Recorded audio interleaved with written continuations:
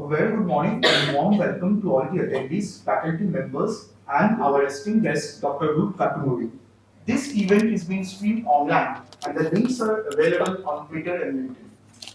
Dr. Ruth Kattumuri is the Senior Director, Economic Group and Sustainable Development Directorate at the Commonwealth Secretariat, where she provides vision, technical and thought leadership across economic development, debt management, climate change, and development of small states, including mainstreaming youth and gender. Dr. Kattumuri is an expert on international development, including climate change, engaged in enabling resilient development, and strongly committed to protecting people and the planet. She led the design and development of the Commonwealth Universal Vulnerability Index in 2021, which is a precursor to and has integrally informed the proposed UN Multidimensional Vulnerability Index. She has been involved in high-level policy engagement and influence across several countries towards enabling achievement of a range of their sustainable development goals, as well as the development and achievement of the nationally determined climate contribution NDCs. She has been involved at the early stages of the new development bank and collaborates closely across multinational development banks. Dr. Kattumuri has formerly been Director of Asia Research Center as well as founder of the IG Patel Chair and India Observatory at the London School of Economics. She is Fellow of Academy of Social Sciences, is a Cambridge Commonwealth Fellow, and has a PhD from the London School of Economics. She received the Mahatma Gandhi Pravasi Samman Award for her work on sustainable and inclusive development and her commitment to education, training, mentoring, and empowering scores of young people. Dr. Katrina. So I want to firstly thank your Vice Chancellor for persuading me to come here. And it's always a pleasure to meet young people. While you teach, it's one of the pleasures for us, as I'm sure all of your professors here will say, is to engage with young minds. And when I was a student myself at Madras Christian College, we used to see alumni come back, and we used to have our professors and their classmates visiting the university. And we would look at them and look at these classmates of our professors and used to think, how come our professors look much younger than these people who were their classmates who had been in other sectors? And the secret of that, we discovered, was being with young people. Yes, when we are constantly with young people, you keep us young. So it's a pleasure to be here with all of you. And for me, Gokhale is as I said, I'm very interested in the Institute and wish well for the staff and the students is because we have constant collaboration. Hari was here. He visited the London School of Economics as a visiting fellow. Was it Tata Fellow or as the Chaudhry Fellow? It's a fellowship we set up some years ago to collaborate with young researchers from India to give the opportunity to come spend some time. And it's very competitive, and he had got this few years ago. So this is when I visited a little while ago. And further to that, we've continued to collaborate on several projects, including this project, which is a UK-India collaborative research initiative. And the focus we are doing is on cross-border ecosystems.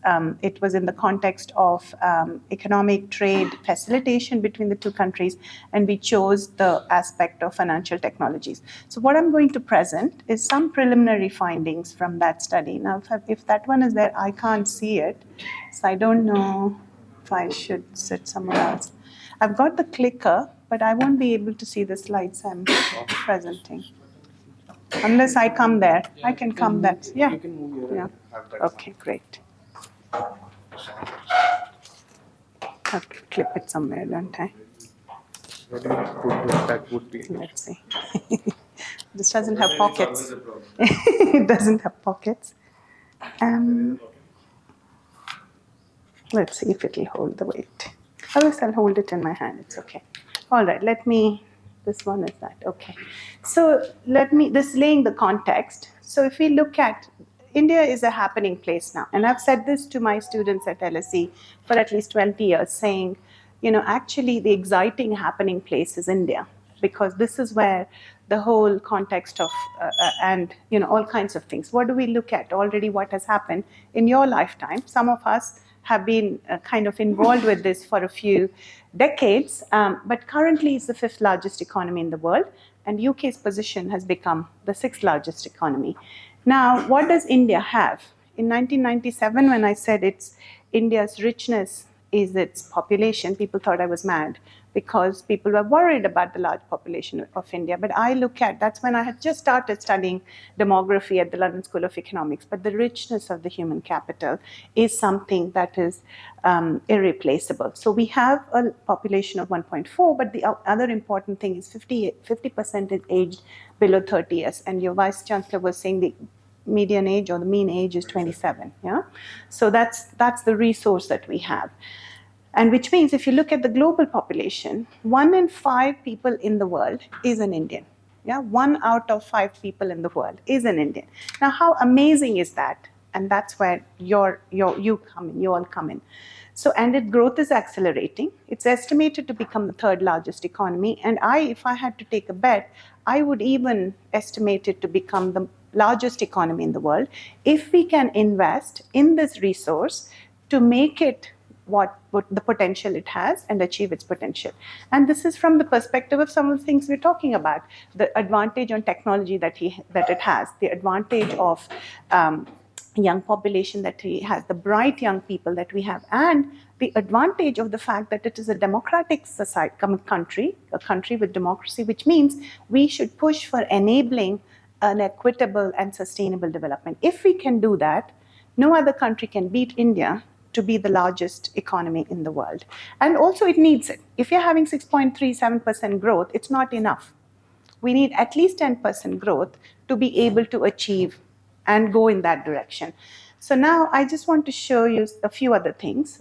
Then coming back to the context, we do have a vibrant environment of entrepreneurship. And if we focus on financial services, so let's talk about in UK's numbers. Now it's about the engines that drive it and how do we enable that. UK's population, I say UK as a country, is smaller than an average state in India. Yes, so Tamil Nadu, and this is why I tell young people, why are you crazy about coming to the UK? Yeah, yes, you learn some things, but it's a small country. Yes, it's crowded. Anyway, I won't talk about that now. Financial services in UK, but still, what has it done? It's one of its key sectors is the financial services. So about 8% of UK's, it's 8% of UK's economic output, and financial support provides 1 million jobs. 1 million jobs, actually, it's an international population in that 1 million, okay? Not ethnic British people. And this is about 3% of all jobs in the UK. Now, some of the work we've been doing includes central bank digital currencies.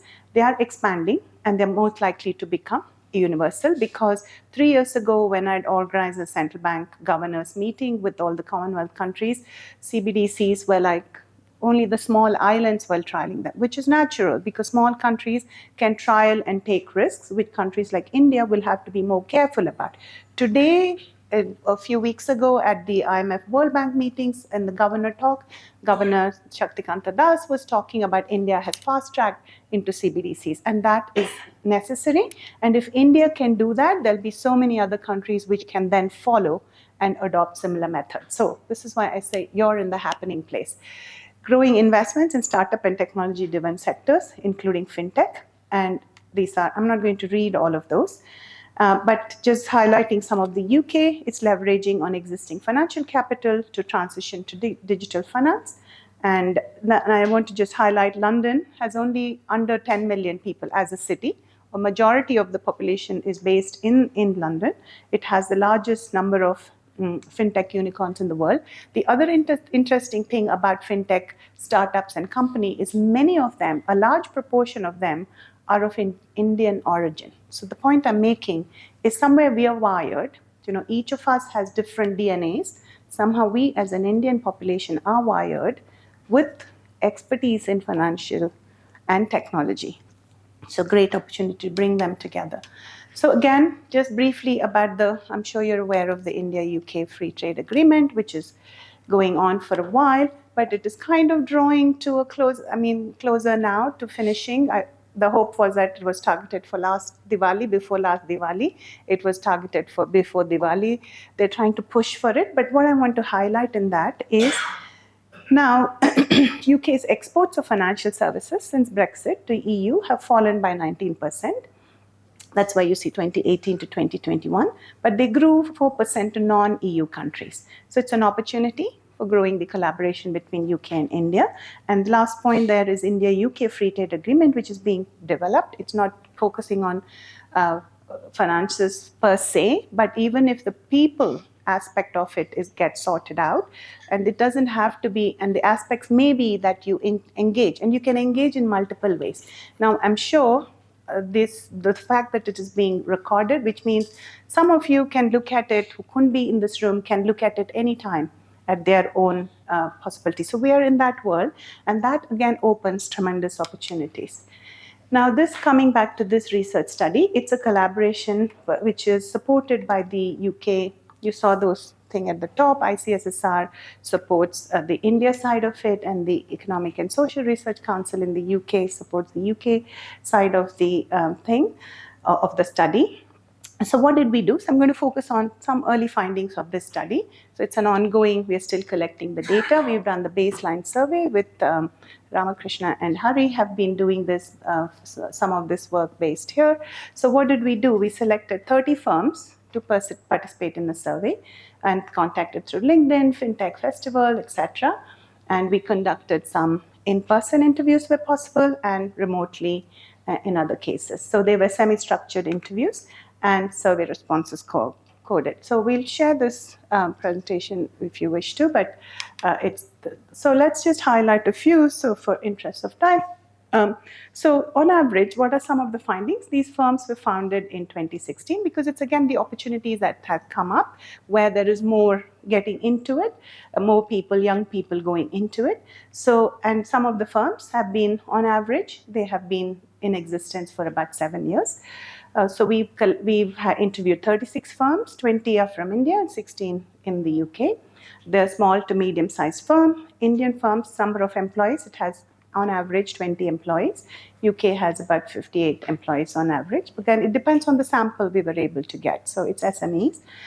So higher proportion of small firms with about 20 employees. So that's the same thing. Okay, if you look at the sector type, you got the insurance tech, wealth tech, pay tech, lend tech, regulatory tech, and others. Those are the business types, and you can see the green, in case you can't see clearly at the back, the green is UK and blue is India. And the business type, you got two types, the B2B and the B2C as well. And the last graph is about number of employees. So what is our focus? So we started the study by thinking about futuristic ecosystems for a futuristic entrepreneurship. And this I proposed in 2019 because we were thinking about a world which is changing rapidly. And we are one world, and we have been changing rapidly. I think of our world as a one global digital world. So in that, the borderless is something I brought in only recently because we were talking about cross-border. And then this is post-COVID. I was at a round table and we were talking about with regulators, with lots of financial companies based in the UK, in London, we were talking about cross-border. And that's when I thought, why are we talking? Well, we're still talking cross-border because we are one world, and digitally it enables us we should be thinking further ahead to borderless. So if you're thinking about futuristic ecosystems, they have to be borderless. So, and here is an opportunity. This is about, we need to finish the study next year. We want to put this thought into it and then see where it goes and see where the future of it goes with all of you getting involved in this. So you saw the three aspects, human and capital. So in the context of human, inclusion is an essential part of it. So if you look at the UK, it's still more male and few female, but in India you have there is a larger proportion of women involved in this. And these are some of the interesting things about India as well, because even in the financial institutions in India, we've had many women leaders in the top financial institutions in this country, more so than, say, in the UK or elsewhere in the developed world. Then what do we have? What are the kind of qualifications? 78%, the green, are master's degrees, and 13% bachelor's, and 9% PhD. So when I studied the education and occupation graph many years ago, and this is supposed to be lighthearted, but in this case it's interesting because there are more masters here because this is now. So that's kind of a basic degree that's essential for you to get the learning and the understanding and the networks, even in this kind of a world, to be able to progress further into the opportunities that you have. So what else do we have? We've got the average age of the entrepreneurs, inclusion. So some things on inclusion. This is quite interesting because the likelihood of first generation entrepreneurs. Now, one of my interests is that entrepreneurship should not be restricted only to young people who are kind of family business, okay? Because I have seen, when I talk to some young people, I've seen so much of entrepreneurial spirit in some of the young people, but because they don't have the family capability to put background to give them the support. But for me, that vision is that how can those young people also have equal opportunity to drive the business ambition, the entrepreneurship skills that they have. So let's hope that we are in a better place in order to enable that now. So this is important, that parents are from background, salaried occupation or in business, but young people themselves can do it themselves. So you see, UK environment is different. You don't have to be from an inherited family business to become a successful entrepreneur. So we hope that there's an opportunity for Indian young people also to go in that direction. Another interesting thing is the early, but that doesn't mean that you have to be an experienced person to get into startup and succeed. But it probably gives you skills, networks, probably financial capability to be able to do that.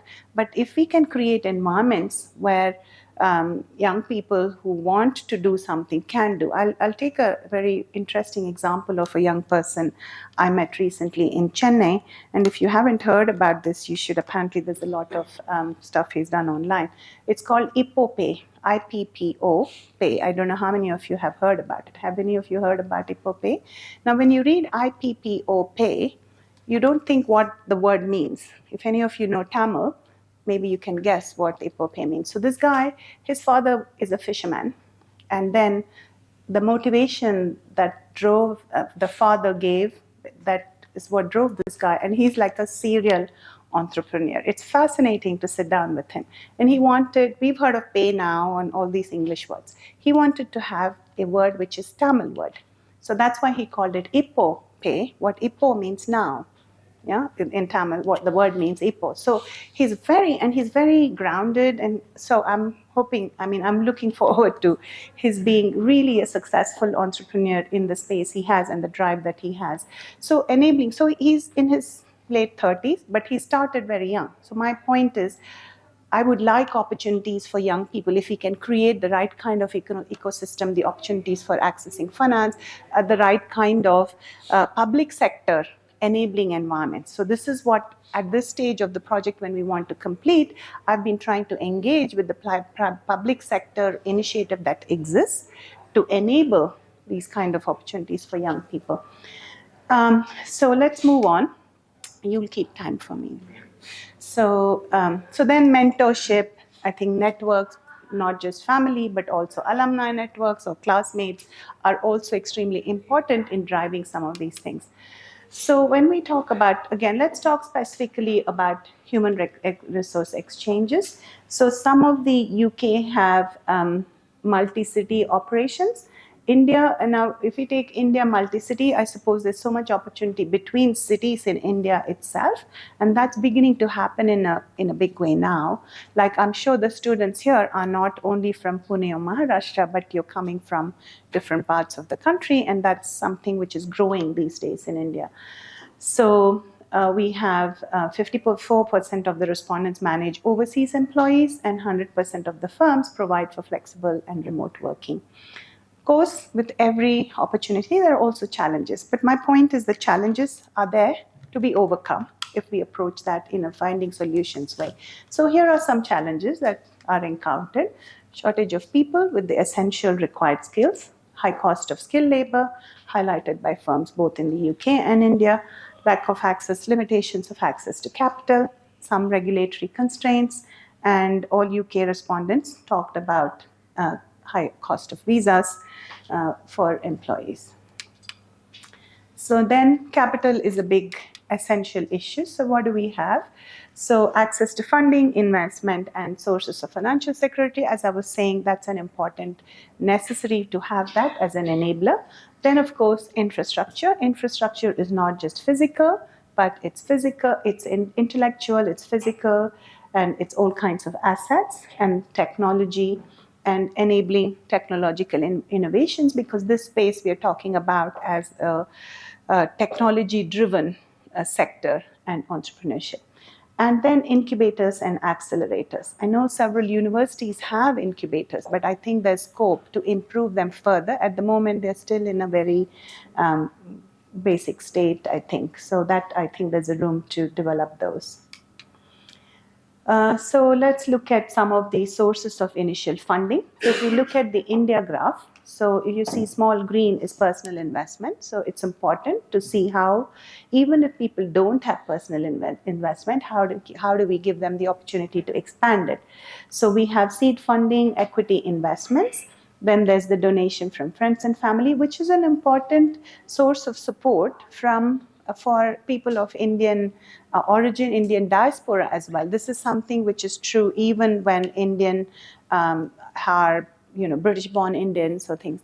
The family contribution to investments is quite a significant part of support that people are able to access. And then, of course, there's debt financing. So these are some of the sources, but some of the conversations I've been having in the last 2 weeks also indicates that the VC ecosystem in India is growing now, both within national as well as international venture capital mechanisms of financial support. So here are some more. Infrastructure and technology. Urban infrastructure and agglomeration is vital for startups. 69% of all fintech firms in the UK are headquartered in London. But I say it doesn't have to be, but it just sometimes, what happens is this is a clustering effect. Yes, when you have this, everybody tends to go with that. But I want to break that clustering effect, and it can be done with technology that we have. So I would say younger generation should not think about clustering, because I think of clustering as it has some benefits, but it's also a herd mentality. Can we break the silos or break the context of herd mentality and create more dynamic systems? You think about it. Yeah? So that's that, but it exists even here, but it doesn't mean there's no entrepreneurship at other levels. Because now India, this is where some of us have been driven to think about peri-urban and opportunities for young people. Now, I'm part of the computer revolution in India. We were enabling urban young people, and I just take the case of Madras, from nobody knowing anything about computer science. You get into a train, everybody was talking about some member of the family in the US. I'm talking about the 90s, okay? Now, when I visited a village in Karnataka, and I saw young people in the village who've graduated, but they don't want to go to the city, they want to live in the villages. Then I said, how can we create opportunities for these young people right here? If they don't want to live in Bangalore in difficult circumstances, we can do that. So I was fast tracking what we did in urban, saying it can be done in urban. If you just look up with my name in Hindustan Time, that article will come up. But the point is that we should enable our young people in villages who have the capabilities to be able to be drivers and creator of jobs. And I noticed one phrase that now the Indian Finance Ministry is also talking about is from job seekers to job creators. Yeah. And you're that generation, and there are opportunities. That's the whole point of this work, really. Yeah. Incubators and accelerators, we just touched upon it, so I'm not going to talk about it because I want to finish quickly so we have some time for discussion. So we talked about investor challenges in raising capital. So there are all these sentiments, regulation, and then access to networks and others. But I think these challenges are also opportunities to finding solutions. Then challenges to innovation, again, there's challenges with access to capital, access to talent, and regulatory aspects. So sources of new opportunities and challenges, we have artificial intelligence, machine language, natural language processing, blockchain, open banking, all these are opportunities.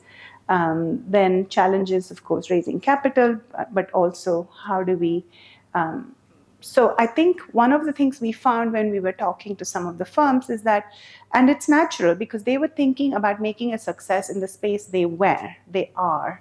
But I think by talking about this, we're also trying to open the mind to think, of course, initially you have to focus locally and to succeed first, and then you think cross-border. But the opportunity exists. That's also the point about studies like this and trying to understand the aspects. So if we look at the borderless ecosystem has factors which allow firms to interact with markets and guide them in expanding business across border. So cross-border trade of goods and services, exchange of inputs, outputs away from the location of the product, policies and regulations should be enabling. And the point I was making earlier about joint ventures and other financing facilities, there is opportunity for cross-border collaborations even in this space. Trade, startups are already engaged in international transactions. 60% of UK firms that we sampled provide services, export services to countries currently mostly EU, but then again, there's opportunity to expand that beyond. 50% of UK firms reported importing inputs from overseas, while Indian firms tend to produce in-house because you have the capacity here, so you don't have to reach out. But on the other hand, exchange of, I was in my 20s when I was doing semester in India program for American students. That was the first time my mind opened to how bringing different, diverse people together itself becomes a hothouse of innovation and entrepreneurship, because you sit at a table, you balance, you kind of bounce ideas with each other. This is about brainstorming, right? As a group of people here in your classroom, you can brainstorm and it brings brilliant ideas. Then when it's a diverse group of population, yes, then it brings, it jams a lot more brilliant ideas in entrepreneurship. So supportive government schemes are important, R&D is important, so these are some of the findings. Utility of government schemes. So obviously India has a combination of both. I'm not going to read all this. So I'll finish with this. So I think of us as our one global digital world. And I thought this ad was interesting as I was walking to get on boarding a flight, and then this comes on the corridor. So I thought this makes sense. It's quite interesting picture. How do we solve a problem without borders, across borders? And I want to leave that question out there because all of us, and particularly young people now, have to be at the table to find solutions together for your future and the future of your future generations. I will stop there, but I don't think we're going to go into this one, and then we can have some questions. Thank you, Dr. Kattumuri, for a wonderful talk. I would now like to request PC sir to conduct the Q&A session.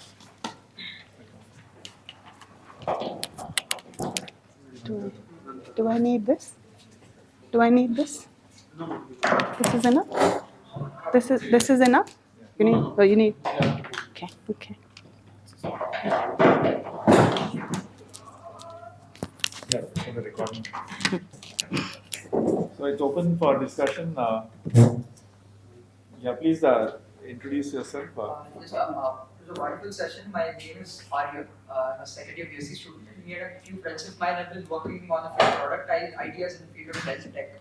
So one of the earlier graphs that you showed, that wealth tech was one of the sectors which had significantly higher startups than multiple other fintech firms. Have you found any causal factors? Behind that in UK or in India, or differentiating factors? I would think it's the causal factor would relate to the opportunity in the space. Yes. So, firstly, it's about what drives somebody. But the drive for somebody is a combination of personal talent as well as the thinking that goes into it to see what opportunities there are. Because at any time when somebody gets into entrepreneurship, they obviously want to succeed, right? And so you scope in your own ways, informally or formally, and see where do you think the growth and success is going to be, and that's how you get into it. Just one follow-up. Okay. Use the Was mic. there a difference in clustering between the UK and India, and to what extent? Which kind of The clustering? Clustering, as in especially Locations? locations. Yeah. You see, again, in India and UK, it's very different because, as I was saying, UK is like one state, right? So if you take Maharashtra, for example, there initially was a lot of clustering in Mumbai, yeah, if you take Maharashtra alone. But then Pune became a satellite city to Mumbai. So there's a lot of growth that has happened, opportunities built up because you can reach saturation in one space and then you want to spread out. Like even if you take the IT industry, yeah, it started in Madras, it moved to Bangalore because of governance issues. Yeah, so the talent from Tamil Nadu went to Bangalore. Then Hyderabad became a hub. Pune was the fourth after Hyderabad. Yeah, I'm talking about innovation and intellectual drive. So yeah. So before we go to the next question, I want to follow up on this. You started by saying we should be now calling ourselves borderless, not cross-border. So implying that anywhere after COVID we learn we can work from anywhere.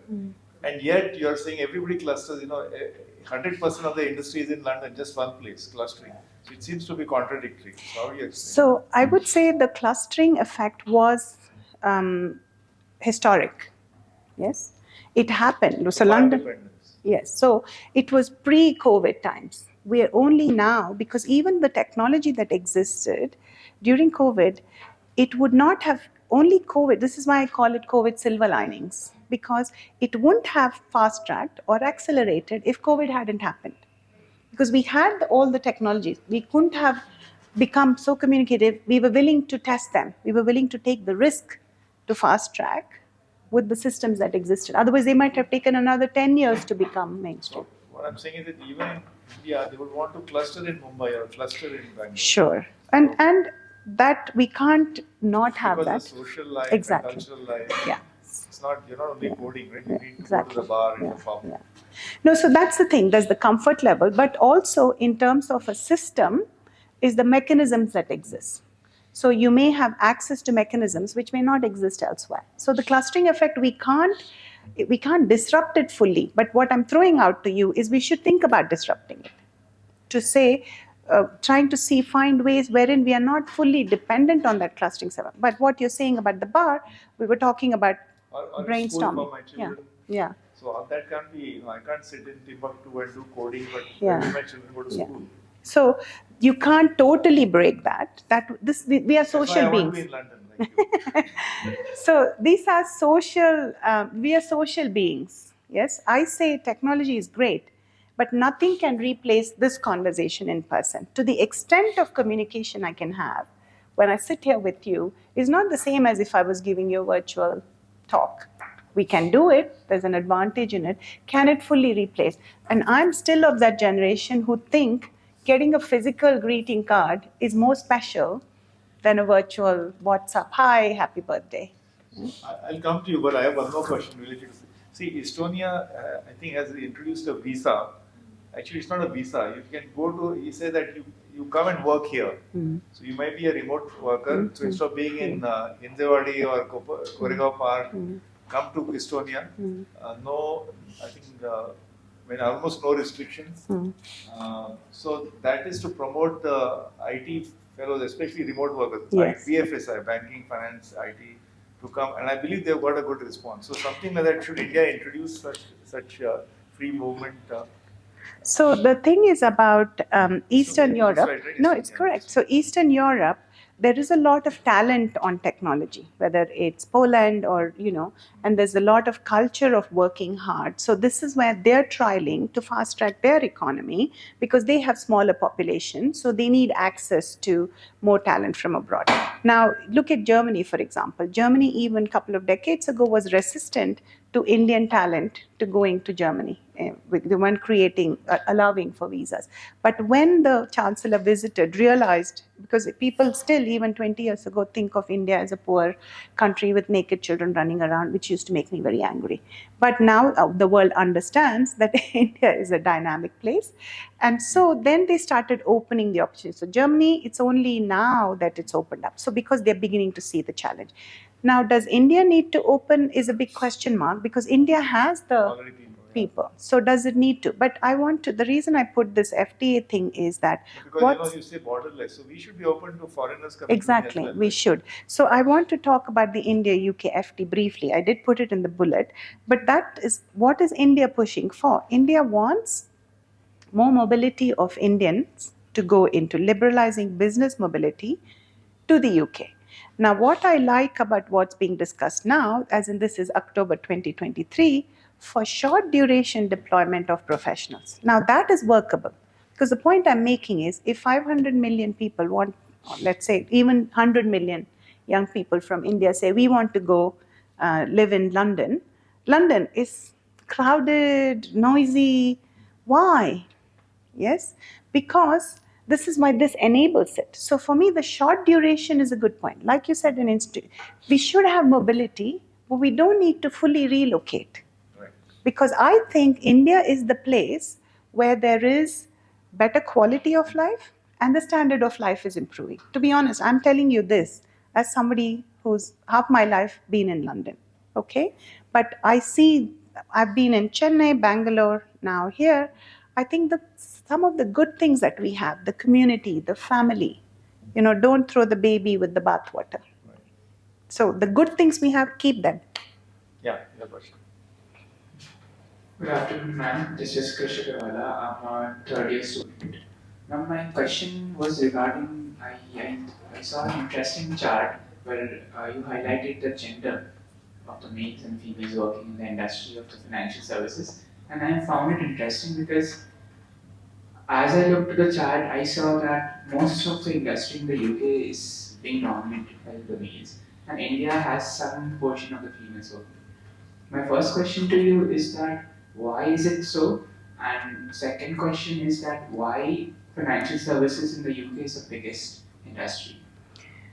So let me start with, you want to take a few more? Let me do it.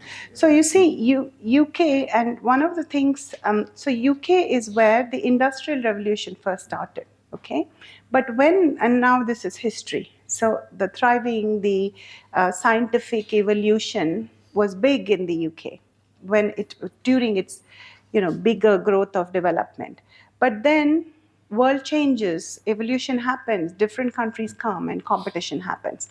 So then UK had to decide, that's why you had this breakdown of industry. So there's a lot of manufacturing went and job losses and things like that. So a country has to redefine itself and realize that it has the skills or the capability in terms of financial services because of the nature of the population that was based, and that's how investment into financial services. It's still one of the top ones, even compared to other parts in Europe or say, so like the biggest financial service, the global financial drive is either to be in New York or London, and lots of European cities since Brexit have been trying to capture that, whether it's Paris or Frankfurt, but it's all about, so that's where some of the advantages, clustering effect, are important as well. So the advantage that UK has built up over decades is important. Basically for increasing returns to scale. Of the clustering is also return to scale. So it has invested in it over decades, yes? So that has happened. Now, the gender thing in UK and India is, now that's an aspect of the development itself, as well as what do people pursue. And in that sense, I think it's about when people are in a development stage where they can choose what they pursue, they choose less. It's firstly a talent pool of who are there, what do they want to do, and so there's probably lesser drive among women to do that. Having said that, it's not that they don't. So even in many of the, that's what I was saying, many of the financial top firms in India, international firms have had women at the head relative to international financial firms. Like the Bank of England has not had a female governor yet. So did RBI, but Neither has RBI. nor But has Pakistan RBI. has a central bank governor Yeah. as a woman. But to ask further the same question, so is it true that in the BFSI sector, banking, finance, or maybe fintech sector, the proportion of women in the workforce, because they're all highly qualified, there's no blue collar worker, is higher in India than UK? Is that true? I Because would you are not. coming, this is from your sample. Yes, You it's. think- I won't say. Okay, the sample shows that it may be reflective of what's going on, but it may not be wrong in that sense. It's about what people pursue, because I think women are more driven to do this, and sometimes it's what is the facilitating opportunities that people have. When people have the opportunity, they pursue it. So in India, people seem to have an environment where women who want to go into the financial sector are able to succeed in the financial sector. But it's also an aspect of volume versus opportunity, versus the state of development and the choices that people make. So we can't. I won't strictly, but it's good to see women, more women in the force. But I won't take it as an absolute sort of a measure. You asked two questions. You asked only one question, by the way. First of all, thank you very much for wonderful talk. Now, my question is related to demographic advantage and labor productivity. Like although we have demographic advantage, but on the other hand, our labor productivity is very less compared to Western countries. Like how India can do this borderless and multi-sectoral engagement to boost our labor productivity, and what are the possible challenges for it? Yeah, so just to amplify his question, we always say India is a labor surplus country, or labor abundant, let me say, not surplus. But at the same time, I am told that, for example, just to give a random example, a textile factory producing fabric, just fabric, what you require 1,000 workers here, in South Korea they need only 10 or 15 for the same amount of output. Now, I have two kinds of ways to answer this question, okay? And this comes from my first visit to Calcutta, okay? So I went to the bank and I was waiting for a service, and the culture of work, you have permanent jobs, people choose permanent jobs, and it's almost like permanent jobs is the starting of your retirement.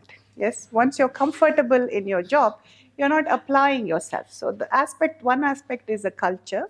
So the second aspect is if you have 100 people you have to find jobs for, so what you're trying to do is moving a file from there to here, one person, from here to there, another person.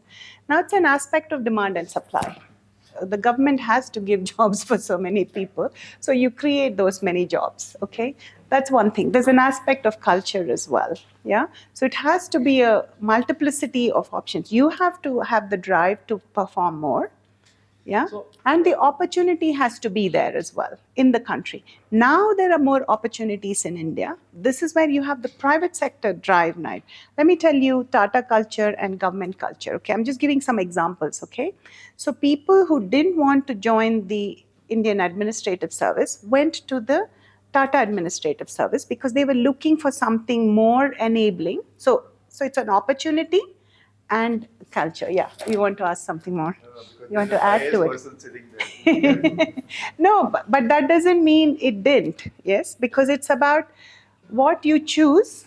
And IS is one of the most amazing institutions, I think, in the world, because the amount of things that happen in able to, yeah. But just to add to that question, so should we then be careful about not increasing labor productivity too much?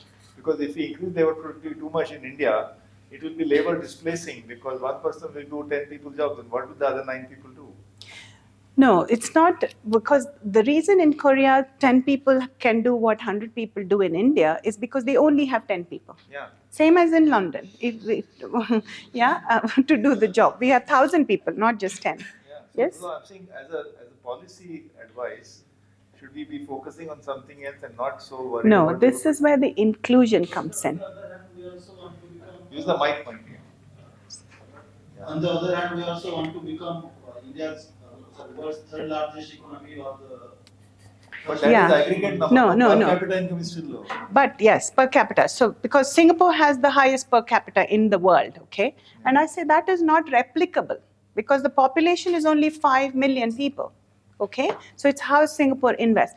But to answer your question, inclusion. This is where I want to bring in inclusion. And I want to use a phrase which in my mind, it works. I mean, I think of it in the sense that every individual is capable of attaining excellence. Okay, every individual has, but pursue your core talent. Okay, each individual. I don't want. So I used to tell this even 30 years ago to my students' parents, saying, "Why are you forcing your child to study this course when he or she is not interested in it?" Yeah. So we should invest in making that happen. Shouldn't be just one person. But what we need to look at is if IPL, look, 2020 over match was first started in England. What happened? Nobody even heard about it. It's the opportunity that exists here. And why? Let's take a fun example, right? Why did it take off here?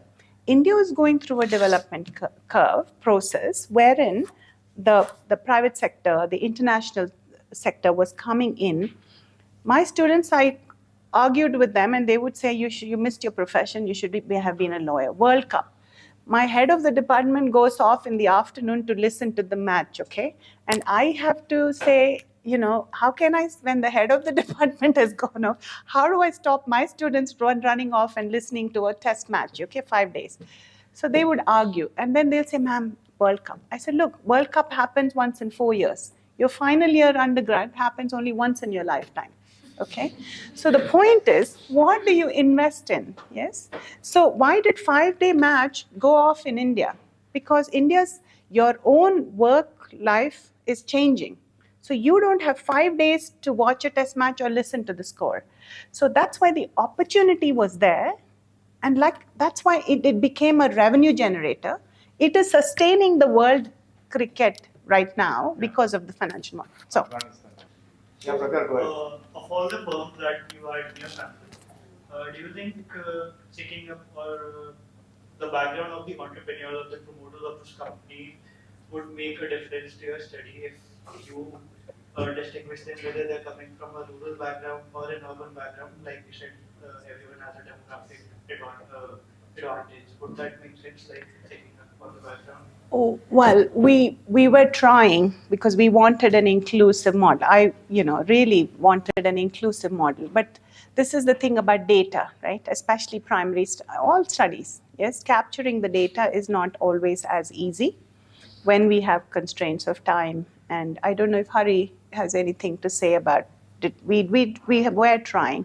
So in a way, you'd look with where the sample is. That doesn't mean, this is why for me the inclusion keeps banging on it, because a study is time limited, resource limited and stuff. Within that, what you get, you do with. But definitely, like I was saying, peri-urban, rural, how do we enable that? It's extremely important. What is your hypothesis? You think it makes a difference? Yeah, it will. It definitely, yeah. So this is where I think this is just one study. There should be offshoots. If you have the opportunity to, you guys should be doing some of these studies yourself for your dissertation. Question, one of the women have to ask, otherwise she's going to go back to the wrong impression of Gokhale. We have 70% girls. Really fabulous, yeah. While the front row is taking over. I think were you wanting to ask a question? No, okay, you're looking behind you, no. Okay, yeah. Okay, Last let's, question. yeah. So Karna is the director of our Center for Entrepreneurship. Great. Hello, ma'am. Ma'am, you mentioned that in the UK, the entrepreneurs came from non-traditional kind of So the families were not in business, whereas in India it was more family businesses.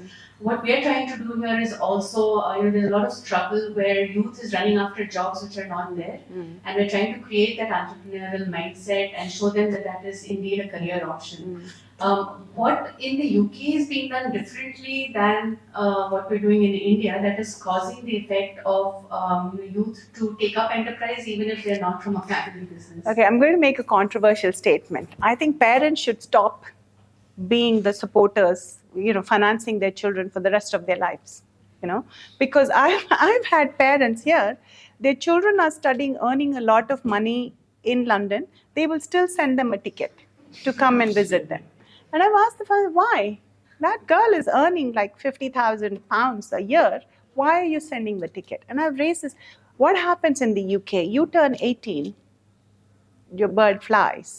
Yes, because parents, unless they will be there, of course, but the individual has to, do it them. And that culture has existed for decades now. It's almost like people will be embarrassed, even people of Indian origin, to say we are still living with our parents. Yeah, and that culture has changed. But then this whole financial crisis has been reversing that because of the challenges with opportunities for young people. In fact, they're embarrassed because they're forced to stay with their parents. But I say this is the best thing.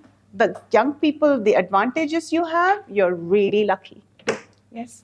So it's a change. It happens over. Now I hear more Indian young people tell me, saying we don't want our parents to be doing this.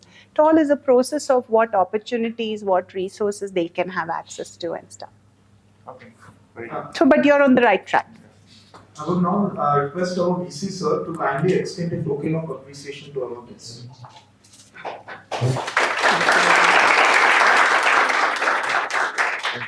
Thank you. Thank you, Dr. Kattumuri, for your enlightening words and gracious presence today. Your words surely extended our knowledge on the topic in discussion. I would also like to thank all the attendees, faculty members, and organizers for their dedicated attention and thoughtful questions. Thank you. Thank you very much. Yeah. Thank you.